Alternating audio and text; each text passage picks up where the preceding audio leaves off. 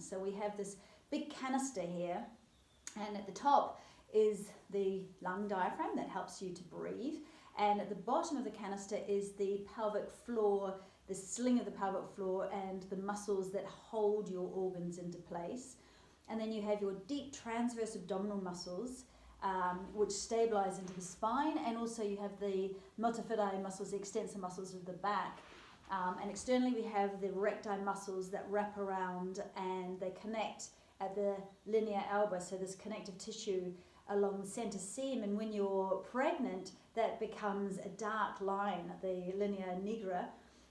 And when you're pregnant, this often stretches. It's like elastic. It's supposed to stretch that way, not really supposed to stretch that way. So if after birthing you have quite a gap between your recti muscles, then we need to definitely make sure that the diaphragmatic connection with the pelvic floor is reconnected first, then the deep transverse abdominal muscles, and that strengthening will help those recti muscles to knit back together again.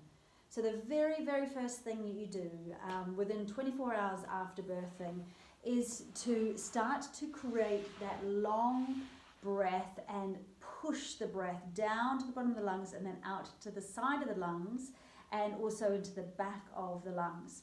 So if you're sitting, you need to be lengthened up through the crown of the head, so you're nice and tall through the spine. You've got a chest that's open.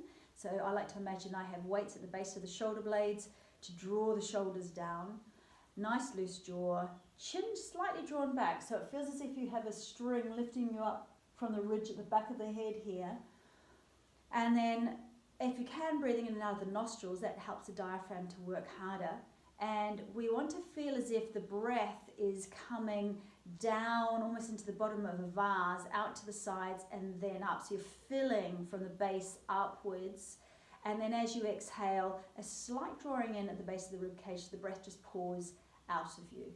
So start to practice with that clearing breath. It'll also help clear your lungs, especially if you've had a cesarean birth. This is very important as well. And then we can start to use the exhalation to draw in and up through the pelvic floor. So on an inhale, the breath is received in the pelvic floor. We feel, and you might not feel much, if you've just given birth, it might feel quite numb, but we do have a receiving of the pelvic floor as the diaphragm pulls the breath into the body. And then on an exhale, you want to start to feel as if you're drawing the four corners of the pelvic floor in and slightly up. And the easiest way to access this lift is to squeeze through the anus. So quite often when you've given birth, the baby goes back towards the back passage and then forward towards the urethra on its exit. And so the front of the pelvic floor muscles are quite numb. That's very normal. So it's easier to get the sensation of drawing in and up through the anus. So it's almost like you're stopping yourself farting, and that's going to help to activate those pelvic floor muscles when potentially you don't have that much sensation at the front of the pelvic floor. So you breathe in, you allow everything to relax.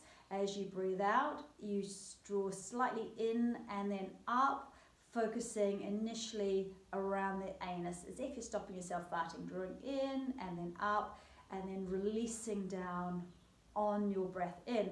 And when you are feeding Bubba, this is a really wonderful time to make sure you're well aligned, sitting up, propped with pillows. Make sure you've got pillows underneath your elbows. Bubby is coming up towards boob. You're not leaning boob down towards Bubba, and you are starting to reconnect at a very deep level through the pelvic floor and the diaphragm.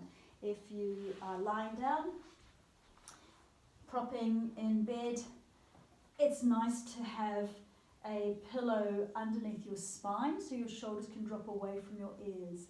So that's going to open the chest more and just allow you to get that breath right down into the lower belly, and then stretch it here underneath the armpits into those intercostal muscles. So this is a nice place also to practice that reconnecting breath, diaphragm and pelvic floor. Feet together, knees out to the sides. It's called Supta Baddha Konasana. This is a good way just to start to stretch into those inner thigh muscles. If everything feels like a bit of a bag of bones at the moment and that's not comfortable, please place a pillow underneath your knees That's also just going to relieve the lower back and be quite a comfortable position to be in, just to get that reconnection going.